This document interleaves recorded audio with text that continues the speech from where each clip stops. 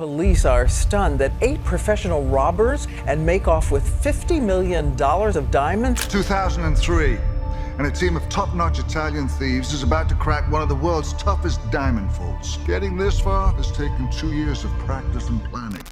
It's one of the most secure commercial buildings on Earth. There's several $100 million worth of diamonds 2 levels below the ground. Imagine you're about to steal them. There are 60 cameras around the perimeter of the building, watched by police 24 hours a day. The entrance to the territory is blocked by guards. Inside the building, there is a security service. The entrance to the vault with the diamonds is blocked by a door 30 centimeters thick. And inside the vault is a sophisticated alarm system. Light sensor, motion sensor, vibration sensor, heat sensor, and even if you've gone through everything and got to the diamonds, that's just the beginning. Now, without leaving any clues, you need to leave the building, the city, and the country unnoticed. You're going to tell me that's impossible. But 20 years ago, a 50-year-old Italian man did it. He formed a gang of 5 people, each with a certain skill. After 2 years of planning and work, they committed what many journalists would later call the heist of the century. They stole over $100 million worth of diamonds. In this video, we'll delve into the mystery behind the greatest diamond robbery in history.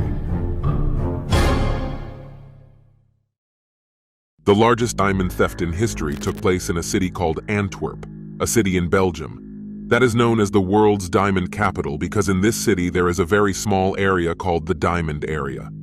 Imagine that 80% of the world's diamonds pass through this small area with a value of 35 billion annually. This area was very secure. Imagine that special police were appointed by the Belgian government in this area, specifically called the Diamond Police. Inside this area, there is a large building that is the most important in the area among all the buildings, with only one street in the front and some automatic barriers that prevent any car from entering. Do not be surprised if you see people walking on this street carrying suitcases tied to their hands with chains. No one could be in this area unless he is a diamond dealer or a big buyer. This main building is called Antwerp World Diamond Center, which is the largest building in the area inside which the largest diamond companies in the world are located. Each company has an office in this building for any employee of these companies. In order to enter the building, an electronic card is required after scanning the card. The computer records his name and the time of his entry, and the same process while the exits. The building from the outside is monitored by a large number of security cameras that cover every corner of the building, and of course the same thing inside the building. These cameras are also monitored by the guards for hours. In the second underground floor, there is a vault. This vault is considered the largest vault that contains the biggest quantity of diamonds on Earth. Of course, the diamonds are not just thrown inside the vault, but they are placed in safe boxes that are owned by the merchants who are the owners of the diamonds, and each box has its own key. The company or the merchant can store the diamonds he wants in the box, and be assured and sure that no one will come close to them, because this vault is supposed to be impenetrable. The vault is equipped with 10 layers of protection. It was an engineering masterpiece. The first layer of protection is the metal door, which weighs 3 tons and is 30 centimeters thick. The engineers estimated that if anyone wanted to break into the vault, he needed at least 12 hours of digging with a strong electric drill. In any case, there are vibration sensors under the door. And if there is any digging on the door, the alarm will be immediately turned on. Besides, there is a lock with a passcode, which consists of 4 numbers, and each number consists of 2 digits from 0 to 99, which means that whatever was done, statistically speaking, it was impossible to guess the code. And if the code wasn't entered correctly, the key wouldn't enter the lock hole. Yes, the vault has a long key, 30 centimeters long and as thick as the door. And no, we are not done here. The vault has more layers of protection. At the top of the door on the corner, there is a magnetic sensor. If the door is opened and the 2 metal pieces are separated from each other, the alarm will be turned on. So even if you have the code and the key, as soon as the door is opened, the alarm will work automatically. Are we done here? No, we're not done yet. These are just the security layers on the outer door, but inside the vault, there are several sensors and detectors. A light sensor, a heat sensor, and a motion sensor. The light sensor is mounted on the ceiling, and the heat and motion sensors are together on a single device hanging on a wall. I mean, even if you open the door and the alarm doesn't work, you won't be able to do anything inside the vault, because you would be detected by these sensors immediately, in addition to the surveillance cameras inside the vault that are monitored by the guards. Let's suppose that you have surpassed all these protection layers. You still can't get the diamonds because they are placed in safe deposit boxes, and each box has a strong lock that will not be broken easily at all. So who is this crazy man who would even consider trying to rob such an impregnable vault? This man is an Italian named Leonardo Notarbartolo. Leonardo's ability to dazzle is his most important quality. He is attractive in the same way that con artists are. He can captivate people with his charisma and genuineness, causing them to lose caution and unwind with him, and then surprise them with his hidden talents and wit. Imagine that he once said, "I was born to be a thief," and indeed, when he was 19 years old, he started stealing fancy sports cars. These were his beginnings. After a few years, he moved to stealing diamonds because he considered it a more profitable target. Diamonds are light, small, and easy to carry, and at the same time, they have a high value. Moreover, it is difficult to be tracked, unlike cars. Ever since his early days of diamond theft, Leonardo had a fascination with jewelry and realized he was talented in that area. He had the talent to create exquisite jewelry designs. He then decided to open some jewelry stores because he was really enjoying this field.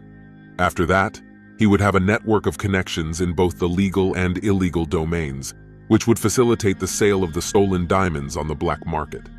However, once one of Leonardo's stores was robbed. He suffered a significant loss as a result of the robbery. He was upset and wanted to find a way to make up for this loss. This is probably what inspired him to consider robbing the World Diamond Center in Belgium.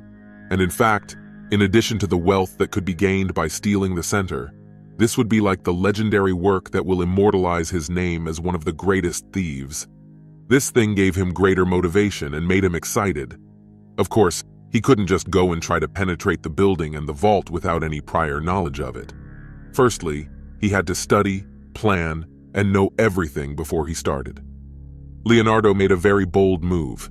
He went to the Diamond Center and told them that he was a diamond dealer and wanted to rent an office in the building, and he was actually honest. He was a diamond merchant and had shops. The woman, who was the building manager, did not suspect him and simply rented an office for him.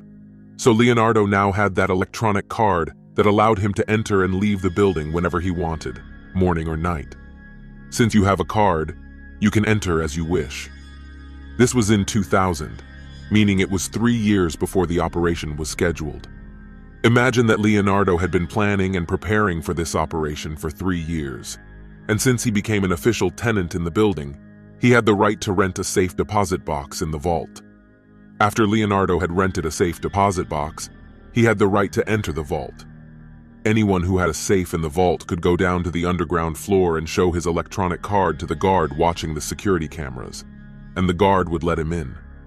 The big vault door is kept open during official working hours, and there is a small second door called the day door.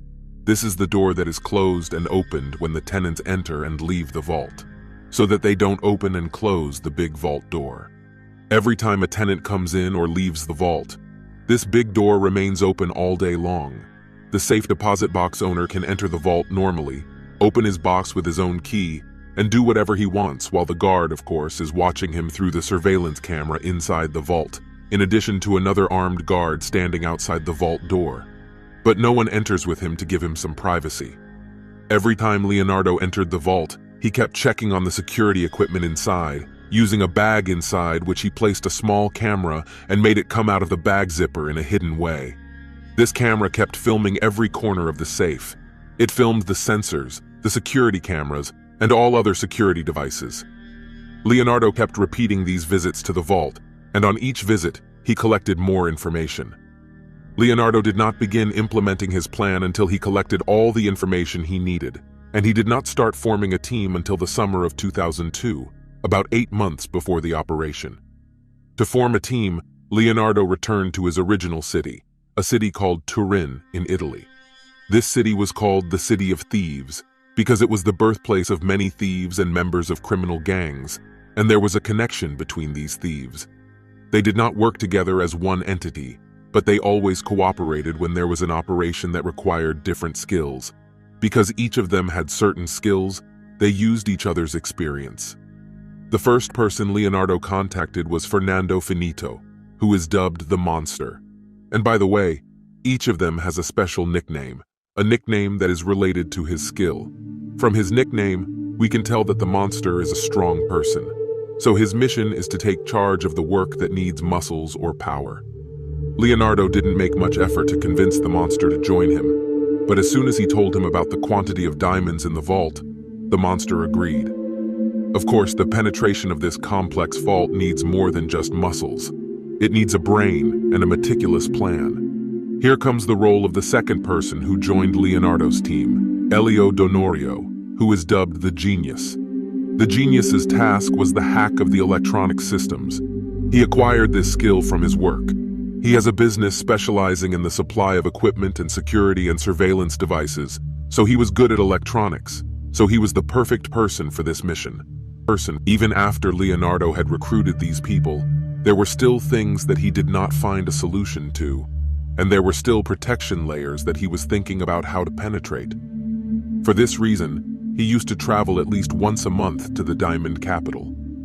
The vault opened at 7 in the morning, and of course, Leonardo could enter the building at any time he wanted as an office tenant, and sometimes he used to go to the vault before 7 o'clock before it opened, waiting for the guards to open it. And he used to pretend that he had something urgent and he needed to open his box. That's why he came early. This had allowed him to see the process of opening the vault. Of course, the guards would not let him see the code, but at least he managed to see the 30 centimeters long key. Of course, Leonardo had to find a way to make a copy of that key, and this was one of the most difficult challenges in the whole process.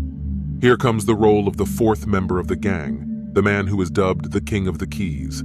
This is all we know about him. We do not know his name or his real appearance.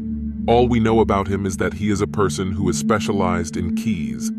In this stage of the plan, they needed the building blueprints because it would greatly help them understand the building layout and determine the best way to reach the vault. Leonardo went to the building manager and expressed his desire to expand as he was currently leasing one office. His company was growing, and he was considering taking more offices. He asked if she could provide him with the building blueprints so he could plan the office expansion effectively. Surprisingly, the manager not only agreed to provide floor plans, but also handed over the entire building's blueprints, including those of the vault. These blueprints did not reveal any security systems, but disclosing the spaces, routes, and passages proved to be immensely helpful. It was a human security error on the part of the manager, and Leonardo's skill and charisma played a role in obtaining the detailed blueprints. With this information, they discovered the optimal route to enter the building. They found a way to access the building through the garage without passing through a security checkpoint. There was a dedicated car garage entrance on the side street, allowing them to avoid the main street with automatic barriers. However, the garage doors were equipped with security systems, which will be discussed later in this stage of the plan. Leonardo realized that they needed a fifth member who would serve as their driver. The choice fell on a person whom Leonardo trusted greatly as they had previously worked together, a man named Pietro Tefano, nicknamed with the driver. The gang now comprised 5 members. Each member was assigned a specific task. Throughout this period, Leonardo regularly visited the building, attempting to gain access to more secure areas that he wasn't supposed to enter due to security measures, such as the guards' room. However, using his charming personality and unique approach, he managed to establish relationships with the guards, making them believe he was their friend. Sometimes, he even entered the surveillance room, a place he was not supposed to enter. He started to understand the guard system, their routines, and how they monitored the cameras. A significant discovery was that they only monitored during working hours when the vault was open. After closing time, no one monitored the cameras because they were confident in the security systems protecting the vault. They believed no one could bypass these systems without triggering the alarm. After the game members consulted with each other, they knew that this operation had to be carried out entirely in one night. The time frame they had was limited to about 5 hours. If they took more time, they would expose themselves to the risk of being discovered. How would they be able to bypass all these security systems quickly without wasting their precious time? Here came the decision that the genius would attempt to infiltrate the vault on his own. He planned to disable some of the security systems 5 days before the night of the heist. Imagine that the genius simply used Leonardo's card to enter the building, disguised as a worker. When he reached the building, he told them that he had a job in Leonardo's office and that he had been hired for a task. He showed them the card he had with him, along with a fake work order. Of course, he entered at night, and as we mentioned, anyone with a card and a rented office could enter and leave the building at any time. So the evening shift guards didn't suspect the genius and let him enter without any issues since he had a valid card. They assumed that he would go to the office to do his job and leave normally. Actually, the genius was not heading to the office. The genius's target was the vault. Nothing prevented him from going down to the lower floor where the vault was located. He entered the vault room smoothly, and since the guards were not monitoring the surveillance cameras due to the late hour, the genius took his time. Above all, he covered the surveillance cameras to avoid being detected or recorded while doing his job. Afterward, he installed a small camera he had brought with him above the vault. He had personally crafted this camera for the specific purpose of discovering the code used by the guards to open the vault. The camera would record the guard the next morning as he came in, opened the vault, and entered the code. The King of the Keys believed he could duplicate the key from the captured footage, since the guard would bring the key and insert it into the safe. The camera would capture the key, and the King of the Keys planned to duplicate it from these shots. This, in itself, is quite insane. The next step was to disable the sensor or magnetic sensor we mentioned earlier. As we previously explained, the magnetic sensor consists of 2 metal pieces located on top of the safe in the corner. If the safe door is opened and these pieces are separated, the alarm will automatically activate. The ingenious method by which the genius disabled this magnetic sensor demonstrated why he deserved his title. What he did was create an aluminum plate and attach it to the 2 pieces. This securely fixed the 2 pieces together with the plate. Subsequently, he could simply loosen the screws of the magnetic pieces without them separating from each other. This way, the magnetic field between them remained uninterrupted, preventing the alarm from triggering. In other words, if the pieces were removed together without separating, the alarm wouldn't go off. Once the genius ensured this, he returned the pieces to their original position, securing them once again. Now he knew that on the night of the theft, he could easily detach the pieces without triggering the alarm. The next task was to identify the frequency that opening the garage door, as previously mentioned, through the blueprints of the building. They discovered that there was a garage door leading into the building from a side street. This particular door opens with a specific frequency, which is difficult to ascertain. However, the genius managed to reach the device controlling the door. He successfully determined the frequency leveraging his expertise in electronics and security devices. With this accomplished, the genius's task concluded. He installed a small camera to identify the safe code and the appearance of the key. He also understood how to disable the 2 magnetic pieces of the vault and identify the specific frequency for the garage door. In doing so, he fulfilled all that was required of him. The next task was to disable the sensors inside the safe. As we mentioned earlier, there is a light sensor hanging on the ceiling and a motion and heat sensor attached to the back wall inside the safe. So, the gang got a sensor device, similar to the one in the safe, and began conducting their experiments on it. They found out that if they covered the device with a cardboard box, it would block the sensor waves, rendering the device as if it were not there, causing it to malfunction. However, the problem was that if they entered the safe before being able to disable the device with the cardboard box, the device would detect them, and the alarm would be triggered. They needed a method to disable the device before entering the safe, or at least temporarily reduce its effectiveness to avoid detection as soon as they entered. This task fell on Leonardo, the mastermind, as he was the only one who could officially enter the safe. Therefore, this operation had to be carried out when the safe was open, meaning during working hours. This was the only solution. The problem is that during working hours, the security guards are monitoring the safe through cameras. What happened is that on the morning before the operation, on February 14, 2003, Leonardo went to the building as usual, entered using his card, and then went to the safe. He showed his card to the guards and entered as usual, but this time, he had hidden a spray fixative for hair under the sleeve of his suit. After entering the safe and going to his box, the sensor device was next to him. He pretended to stretch himself and started spraying the sensor with a fixative spray. Of course, he tried to make the movement appear natural, but the guard who was monitoring felt that something was wrong and went out of the control room to check what this person was doing. When he reached the safe, Leonardo pretended as if he was just fixing his hair in a way that convinced the guard that everything was fine. He managed to get himself out of the situation, and the guard let him go without further questioning. Now, after Leonardo sprayed the fixative on the sensor device, its efficiency became very weak. It didn't completely disable the device, but it wouldn't function as required. This gave them the opportunity they needed to cover the sensor with a cardboard box before being exposed. This way, all the preparations for the operation were completed. On that night, which was the night preceding the heist's night, the whole gang gathered together in Leonardo's apartment, located in the city of Antwerp, the capital of diamonds.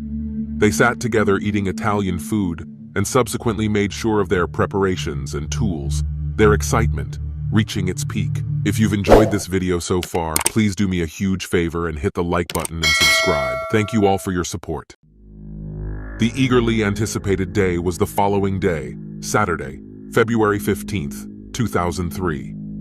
On that night, Pietro, the fast one whose task was driving, took them by car to the Diamonds building.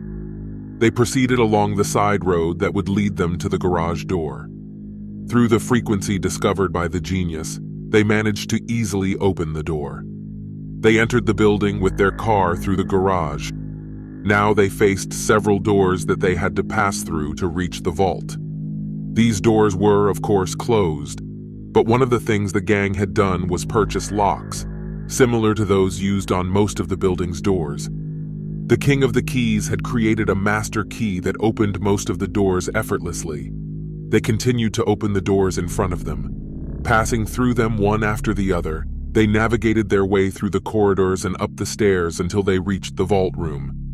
Now, the real work is about to begin. First, they covered the surveillance camera in the vault room. They didn't want the cameras to record what they were doing. The next step involved getting rid of the magnetic pieces that would trigger the alarms if separated. As previously mentioned, the genius managed to create an aluminum plate to connect the two pieces without detaching them. Unscrewing the bolts, they successfully removed the pieces without triggering any alarms, just like he did on the night of his infiltration. Now, the first layer of protection had crumbled. The second step was to input the code, a task assigned to the monster. They got the code from the camera installed by the genius on the night of the infiltration. They managed to record the guards entering the code.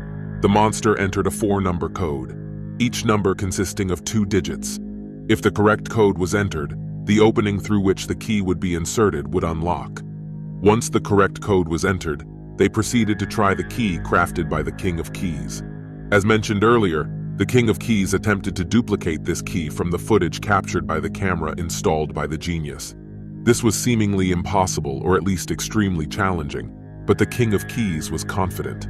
They inserted the key into the opening, but it didn't work. The key copy didn't match the original. Imagine that after all these efforts, the key didn't work. So, what is the solution? Leonardo was not the mastermind by chance. Fortunately, he used to pay attention to all the details. As I told you before, he tried to get close to the guards and tried to be present during the opening and closing of the safe to see their routine. What he had noticed was that the guards don't keep the key in a safe place, but they keep it in a normal safe in a nearby room. Consequently, they simply went and broke this safe, retrieving the original key from it. This was one of the heinous security faults that Leonardo was able to exploit, and of course, he wouldn't have discovered it if he hadn't remained there for such a long time, carefully examining and exploring the location. Now they can open the safe, but before doing so, they needed to turn off the lights in the vault so that the light sensor inside the safe wouldn't trigger the alarm. It is possible that they used night vision goggles or something similar, meaning they could see without light. So they opened the safe door followed by the interior door, or the day door. The first person to enter was the monster, who was the tallest among them, moving slowly and quietly. He brought a tape with him to cover the light sensor on the ceiling. The next step was disabling the motion and heat sensors mounted on the wall. Leonardo had sprayed hairspray on it, supposedly impairing the device's efficiency and slowing its response to heat. However, with their movements in the safe and the increased temperature in the room, they could be detected at any moment, triggering the alarm. Now, they had to disable the device using the cardboard box they had brought with them. Slowly and quietly, using an extendable stick, like a selfie stick, with the cardboard box attached to its end. Slowly and carefully, they'd brought it close to the sensor until it was covered. Then one of them advanced and affixed it with his hand entirely to the wall. They were now sure that they had covered it from all sides. Afterward, they affixed the cardboard with tape to the wall. This way, they completely disabled the vault's protection. The final step to reach the loot was breaking the locks of the safe deposit boxes, of which there were 190. Naturally, Leonardo was an expert in these boxes. Every time he came to the safe, he opened his box and looked at it, which allowed him to identify all its weaknesses. Despite the strong locks on the boxes, they were supported by a small plastic piece, which was a weakness the gang exploited.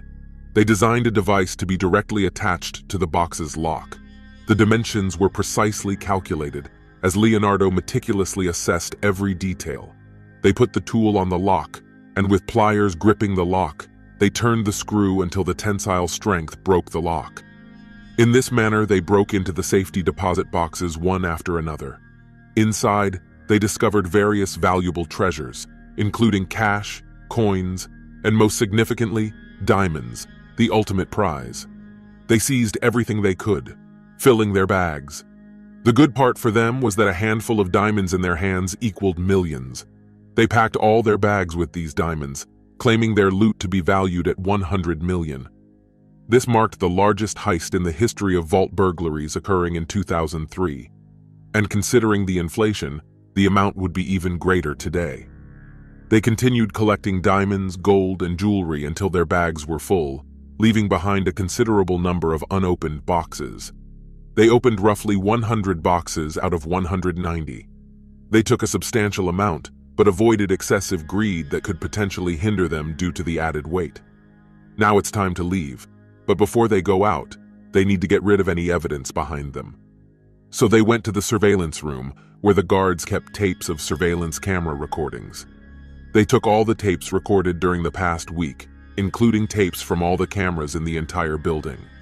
For example, even on the night when the genius came by himself to disable the security systems, they took its recordings so that the police wouldn't come back, review these recordings, and identify him, connecting him to the operation. It was a clever move on their part. Afterward, they made their way back to the garage where the fast one with his car was waiting for them. They put all their belongings and all their loot in the trunk, then got into the car and drove away from the building immediately. Up until this moment, the operation had taken approximately 5.5 hours, and by 6 in the morning, they arrived at Leonardo's apartment, the one he had in Antwerp. Upon their arrival and seeing the loot in front of them, their emotions were a mix of excitement and joy. But at the same time, there was fear and anticipation. They knew they had carried out the biggest robbery in history, an operation that people would talk about for years ahead. Gold, diamonds, jewelry, and money. At that time, they started counting the loot and dividing it, and everyone took his share. The next step was to clean the apartment and get rid of anything that could lead the police to them.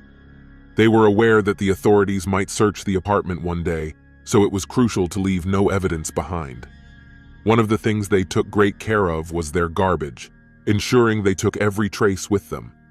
As their fingerprints and DNA could potentially lead to them sooner or later, they meticulously combed through every corner of the apartment, wanting to leave no trace behind. The subsequent step was to leave Belgium, because undoubtedly, the police would lodge a massive manhunt to apprehend them. Fortunately for them, there was no extradition treaty between their home country, Italy, and Belgium. Even if Belgian authorities solved the case and identified them, Italy would not hand over its citizens to be tried in Belgium. Or at least, this is what they expected. On that night, which was a Sunday, February 16, 2003, the day after the operation, the gang decided to part ways individually to return to Italy separately so as not to arouse suspicion. However, two individuals stayed together: Leonardo, the leader, and Pietro, the fast one, who was the one driving the car. These two took their shares of the loot, placing it in the car. They also took the trash they had collected from the apartment, with the task of disposing of it. During that night, as they were driving, Pietro, the fast driver, began to show signs of tension. He constantly checked the car mirrors and felt as if someone was following them. He started arguing with Leonardo, telling him they had to get rid of the trash right now. Leonardo urged him to calm down and insisted they dispose of the trash in a suitable place. Leonardo tried to reassure Pietro, telling him they needed to ensure they found a suitable location before getting rid of the trash. However, Pietro remained anxious and insisted on quickly disposing of the trash. Leonardo realized that this tension could lead them into trouble, so they continued driving on a relatively isolated road until they reached a forest. Leonardo decided to stop there and get rid of the trash in the forest. They pulled over, and Leonardo instructed Pietro to wait in the car while he looked for a suitable spot to dispose of the trash. Leonardo found an ideal spot, a secluded area deep within the forest. However, Pietro, still sitting in the car and increasingly tense, couldn't wait any longer. He got out of the car, took the trash, and began throwing it from the bridge that were parked nearby. The bridge was next to the road, not in an isolated area. When Leonardo returned and saw Pietro throwing the trash, he realized the severity of the situation. Surveillance camera tapes were hanging on the trees, and documents were scattered on the ground. Leonardo understood that they could not collect their belongings again, and all he could do was help throw away the trash and distribute it more. He convinced himself that most likely no one would discover them in any case, and if someone did, it would be after a long time when everything had deteriorated and dispersed.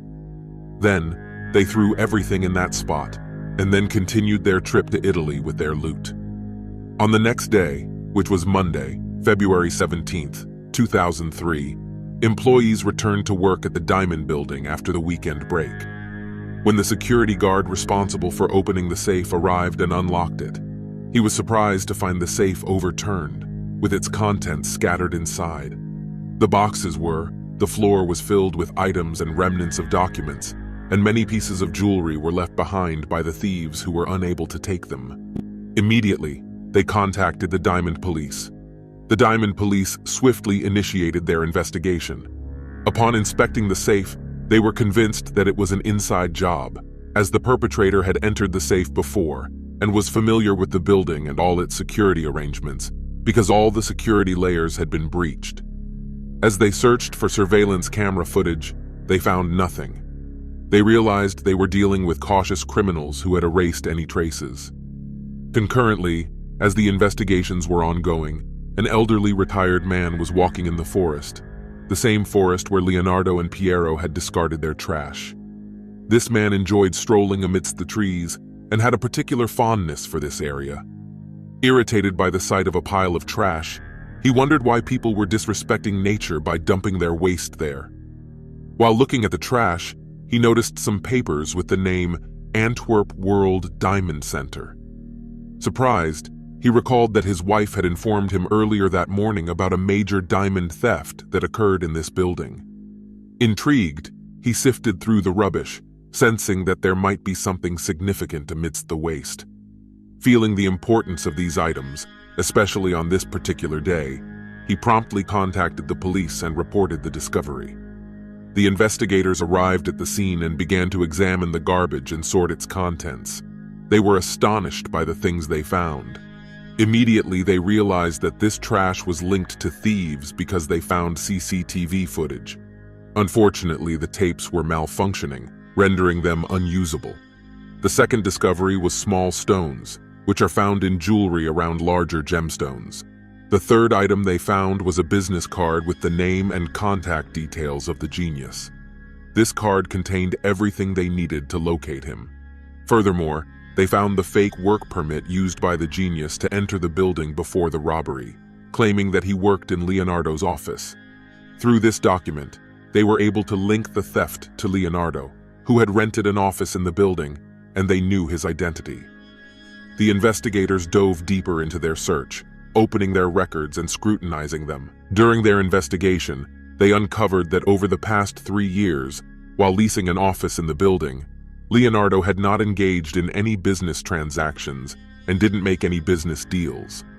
Among all the broken safety deposit boxes in the vault, Leonardo's box stood intact at the center, as the thieves knew it held nothing valuable. Despite being cautious, this was a witless move. The police became convinced that Leonardo was connected to the theft. However, the problem was that all they had was circumstantial evidence. As we mentioned earlier, he is currently in his hometown, Turin, Italy. Italy does not have an extradition treaty with Belgium, leaving the investigators feeling like they have reached a dead end. However, after a week, something unexpected happened. Leonardo began to feel invincible, and this feeling transformed into excessive self-confidence. We can even say that he reached the point of arrogance. Imagine that he was confident that they left no trace behind. To the extent that he returned to the city of Antwerp, he returned a second time, convinced that the situation was safe and normal, and no one suspected him.